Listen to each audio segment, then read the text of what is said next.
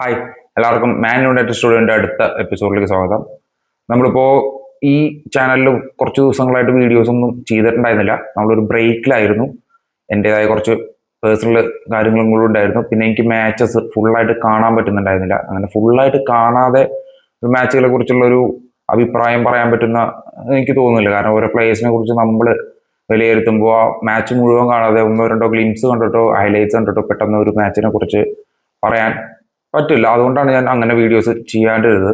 പക്ഷെ ഇന്നത്തെ മാച്ച് അത് കുറച്ച് നാളുകൾക്ക് ശേഷം എല്ലാ മാച്ചും കാണുന്നുണ്ടായിരുന്നു. പക്ഷെ ഒരു വീഡിയോ ചെയ്യാമെന്നുള്ളൊരു ടൈം കിട്ടുന്നില്ല, അല്ലെങ്കിൽ അതിൻ്റെ കുറച്ച് പ്രോബ്ലംസ് ഉണ്ടായിരുന്നു. പക്ഷെ ഇന്നത്തെ മാച്ച് ഫുൾഹാമിനെതിരെ വാ, അത് സംസാരിക്കാതെ പോകാൻ പറ്റില്ല. കാരണം ട്രൂ മാഞ്ചസ്റ്റർ യുണൈറ്റഡ് ഫാൻസിനാണെങ്കിൽ അവർക്ക് അറിയാം എന്താണ് ഇന്ന് മാഞ്ചസ്റ്ററിൽ നടന്നിട്ടുള്ളത്. കാരണം നമ്മളൊരു 10, 14, 15 വർഷം പിന്നോട്ട് പോയി ആ ഒരു ഗെയിംസ് നമ്മൾ അവിടെ ഇവിടെയൊക്കെ കണ്ടു. അത് ത്രൂ ഔട്ട് നമ്മൾ സിറ്റിക്കെതിരെ, ആഴ്സണലിനെതിരെ, ഇപ്പൊ ഫുൾഹാമിനെതിരെ നമ്മൾ ആ പഴയ കാല ടൈമിൽ നമ്മൾ എന്തൊക്കെയാണോ നമുക്ക് മിസ് ചെയ്തിട്ടുണ്ടായിരുന്നത് അതിന്റെ ചെറിയ ചെറിയ അംശങ്ങൾ, ഞാൻ പറയുന്നത് വളരെ ഓവർ ഹൈപ്ഡ് ആയിട്ട് ഇനി വരുന്ന എല്ലാ മത്സരങ്ങളും അതുപോലെ ആവുമെന്നൊന്നുമില്ല. പക്ഷെ ചെറിയ ചെറിയ പ്രതീക്ഷകൾ നമുക്ക് ഈ 2-3 മത്സരങ്ങളായിട്ട് ഉണ്ടായിട്ടുണ്ട്.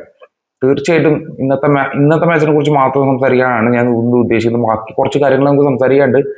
ബാക്കി പോയ നമ്മുടെ കോച്ചിനെ കുറിച്ചും ഇപ്പോഴുള്ള കോച്ചും പോയ കോച്ചും അത് നമുക്കുണ്ടായിട്ടുള്ള വ്യത്യാസങ്ങൾ, അല്ലെങ്കിൽ ആള് നമുക്ക് തന്നിട്ട് പോയത് എന്തൊക്കെയാണെന്ന് കുറിച്ചൊരു ഡീറ്റെയിൽ വീഡിയോ ഉണ്ടാവും. പക്ഷെ അത് ഇതിലല്ല. ഇന്ന് നമ്മൾ ത്രൂ ഔട്ട് ഈ മാച്ചിനെ കുറിച്ച് മാത്രം സംസാരിക്കുന്നു. കാരണം അത്ര എക്സൈറ്റഡ് ആയിരുന്നു ഇന്നത്തെ മാച്ച്. കാരണം 2 ഗോളിന് ലീഡ് എടുത്തിട്ട് പോലും ടെൻഷൻ. കാരണം എല്ലാ വീക്കെൻഡിലും ഒരു ത്രില്ലർ മൂവി കാണുന്ന ഒരു ഫീലിംഗ് ആണ് മാഞ്ചസ്റ്റർ യുണൈറ്റഡിന്റെ എവരി മാച്ച് കാണുന്നത്. കാരണം 2 ഗോൾ ലീഡ് എടുത്തു. കാരണം ഫസ്റ്റ് ഹാഫിൽ നമ്മൾ കളിച്ച കളി ഔട്ട് ആൻഡ് ഔട്ട്, അതായത് തുടക്കത്തിൽ അമാദിന്റെ ഒറ്റ ഷോട്ട് തൊട്ട് കളി നമ്മുടെ കയ്യിലായിരുന്നു. അവരുടെ ബോക്സിൽ 12-13 ടച്ച് ഫസ്റ്റ് ഹാഫിൽ തന്നെ മാഞ്ചസ്റ്റർ യുണൈറ്റഡ് നേടിയിട്ടുണ്ടായിരുന്നു. അതുപോലെ ഫസ്റ്റ് ഹാഫ് നമ്മൾ പെർഫോമൻസ് ചെയ്തു. അതുപോലെ തന്നെ നമുക്ക് അതിന്റെ റിസൾട്ടും കിട്ടി. കസമീറോടെ കസമീറോ ഒരു ഫെയർവെൽ ജേണിയാണ് ഇപ്പോൾ യുണൈറ്റഡിൽ നടത്തിക്കൊണ്ടിരിക്കുന്നത്. അതിൽ പുള്ളിക്കാർ ഇപ്പോഴും കൊടുത്തുകൊണ്ടിരിക്കുന്ന എഫേർട്ട്, ചാമ്പ്യൻ മൈൻഡ് എന്ന് പറഞ്ഞ ചാമ്പ്യൻ മൈൻഡാണ്. പുള്ളിക്കാരനെ അറിയാം എവിടെ പ്ലേസ് ചെയ്യണം, എങ്ങനെ കളിക്കണം എന്നുള്ള കൃത്യമായിട്ടുള്ള കോൺഫിഡൻസ് ഉള്ളൊരു പ്ലെയറാണ് കസമീറോ. വീണ്ടും ആ എക്സ്പീരിയൻസ് മാഞ്ചസ്റ്റർ യുണൈറ്റഡിനെ ലീഡ് എടുത്തു. നമുക്ക് കിട്ടിയൊരു പെനാൽറ്റി ആയിരുന്നു. ആ പെനാൽറ്റി കൺവേർട്ട് ചെയ്ത ഒരു സെറ്റ് പീസ്, ആ സെറ്റ് പീസ് ഭംഗിയായിട്ട് കസമീറോ ഫിനിഷ് ചെയ്തു. അതുപോലെ തന്നെ നമ്മുടെ ഗോൾ കീപ്പിംഗ് സൈഡ് തുടക്കത്തിൽ തന്നെ ലാമിൻസിന്റെ സേവുകൾ, 1-2 സേവുകളുടെ തുടക്കത്തെ സമയത്ത് തന്നെ. കാരണം അത്രയും മികച്ചൊരു ബാക്ക് ബിൽഡപ്പ്, അതല്ലെങ്കിൽ ബാക്ക് അത്രയും സ്ട്രോങ് ആയിട്ട് ഇരിക്കുന്നു എന്നുള്ളൊരു കോൺഫിഡൻസ് ഇതിന് മുമ്പത്തെ സീസൺ മാത്രമാണ് പറയുന്നത്. നമുക്ക് തീരെ ഉണ്ടായിരുന്നില്ല. പല മാച്ചസും നമ്മൾ ബോട്ടിൽ ചെയ്തിട്ടുള്ളത് ഒരൊറ്റ കാരണം കൊണ്ടാണ്. അത് ലാമിൻസിന്റെ പേരോടെ ഇത്ര അധികം മത്സരങ്ങളായി. എനിക്ക് തോന്നുന്നത് ഒക്ടോബർ തൊട്ട് ഇപ്പൊ ഫെബ്രുവരി വരെ ഇന്ന് കൺസീഡ് ചെയ്ത 2 ഗോള്, ഒന്ന് പെനാൽറ്റി ഗോളുകളാണ്, രണ്ടാമത്തെ ഗോള് വെയിറ്റ് ക്ലാസ് ഗോളാണ്. അത് ഒരുവിധം എല്ലാ കീപ്പേഴ്സ് ആരായാലും എനിക്ക് സേവ് ചെയ്തെന്ന് തോന്നുന്നില്ല. അത്ര മികച്ചൊരു ഷോട്ടായിരുന്നു. അത് ഒരിക്കലും ലാമിൻസിന്റെ ഒരു മിസ്സിങ് എന്ന് പറയാൻ പറ്റാത്തൊരു ടൈപ്പാണ്.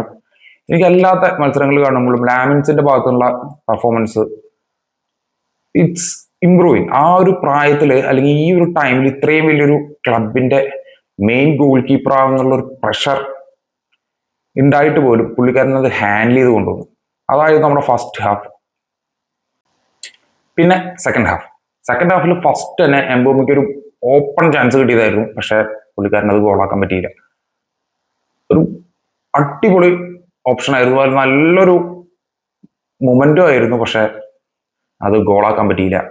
പിന്നീട് അവിടെ നിന്ന് രണ്ടാമത് വീണ്ടും കസിമീറോടെ വക വീണ്ടും ആളുടെ ഒരു മാസ്റ്റർ ബ്രെയിൻ വീണ്ടും വർക്കായി മത്തേസ് കുനിയയിലേക്ക് പുള്ളിക്കാരൻ അത് സ്കോർ ചെയ്തു. നമ്മൾ വീണ്ടും 2 ഗോളിന് ലീഡ് എടുത്തു. കുറച്ചും കൂടി കംഫർട്ടബിൾ ആയി. കാരണം ഇനി ഒക്കെയാണ് കുറച്ച് 2 ഗോളിന് നമ്മൾ ലീഡ് എടുത്തു, കംഫർട്ടബിൾ ആയി. സബ്സ്റ്റിറ്റ്യൂഷൻസ് വന്നു. വീണ്ടും മാനുവൽ ഉഗാട്ടെ വന്നു. എനിക്കിപ്പോഴും അറിയില്ല എന്തുകൊണ്ടാണ് നമ്മൾ ഉഗാട്ടെ ഇപ്പോഴും വെച്ചുകൊണ്ടിരിക്കണേ. നമ്മളൊരു നല്ലൊരു സെൻട്രൽ മിഡ്ഫീൽഡർ ഈ ഒരു ജനുവരി വിൻഡോയിൽ പോകുന്നതാണ് വിചാരിച്ചത്. പക്ഷെ പോയിട്ടില്ല. ഇപ്പോഴും നമ്മൾ ഈ വക ആൾക്കാരൊക്കെയാണ് ഡിപ്പെൻഡ് ചെയ്തുകൊണ്ടിരിക്കുന്നത്. ഓക്കെ, ആ ടൈം തൊട്ട് മിഡ്ഫീൽഡിൽ ഉണ്ടായിരുന്ന ഒരു ടൈറ്റ് ഉണ്ടായിരുന്നു, അത് ലൂസായി. അത് നമുക്ക് ആ കളി കണ്ട് ത്രൂ ഔട്ട് കണ്ടോണ്ട് അത്ര നേരം ഉണ്ടായിരുന്ന ഒരു ടൈറ്റ് ലൂസായി തുടങ്ങി. അതിൽ തന്നെ അവർ സ്കോർ ചെയ്യുന്നത് ഫസ്റ്റത്തെ ഗോള് അത് മഗ്യൂറിന്റെ ഒരു മിസ്റ്റേക്ക് എന്ന് പറയാനേ പറ്റില്ല. കാരണം പുള്ളിക്കാരുടെ മിസ്റ്റേക്ക് ആയിട്ട് എനിക്ക് തോന്നിയില്ല. പുള്ളിക്കാരുടെ ഒരു നോർമൽ സ്ലൈഡിങ് ആയിട്ടായിരുന്നു തോന്നിയത്. പക്ഷെ അത് റഫറി പെനാൽറ്റി കൊടുത്തു. പെനാൽറ്റി പറഞ്ഞ പോലെ തന്നെ ലാമിൻസ് കറക്റ്റ് സൈഡിലേക്ക് തന്നെയാണ് ചാടിയത്, പക്ഷെ ഗോളായി. തുടർന്ന് 90ാമത്തെ മിനിറ്റ് അതുവരെ എന്നാലും ഓക്കെ ആയിരുന്നു. കാരണം ഒരു ഗോളിന് ലീഡ് ഉണ്ട്, ടെൻഷൻ ഉണ്ട്, എങ്കിലും ഒരു ഗോളിന് ലീഡ് ഉണ്ടായിരുന്നു. പക്ഷെ 90ാമത്തെ മിനിറ്റില് ഫുൾഹാമിന്റെ പ്ലെയർ അടിച്ച ആ സബ്സ്റ്റിറ്റ്യൂട്ട് പ്ലെയർ അടിച്ച ഗോൾ ഈ ടൂർണമെന്റിലെ മികച്ച ഗോളുകളുടെ കൂട്ടത്തിൽ കൂട്ടാൻ പറ്റുന്ന ഒരു ഗോളാണ്. ഔട്ട്ക്ലാസ് ഗോൾ, ഒന്നും പറയാൻ പറ്റിയില്ല. തീർന്നു.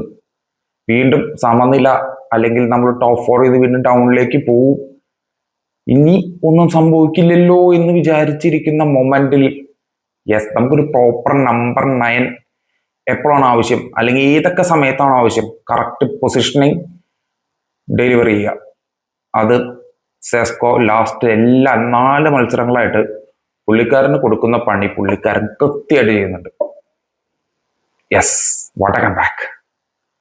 മാഞ്ചസ്റ്റർ യുണൈറ്റഡിന് ഈ സീസണിൽ ഇനി അവശേഷിക്കുന്നത് എനിക്ക് തോന്നുന്നത് ഒരു 14-13 മത്സരങ്ങൾ മാത്രമാണ്. നമുക്ക് ആഴ്ചയിൽ ഒരൊറ്റ മത്സരം മാത്രമേ ഉള്ളൂ.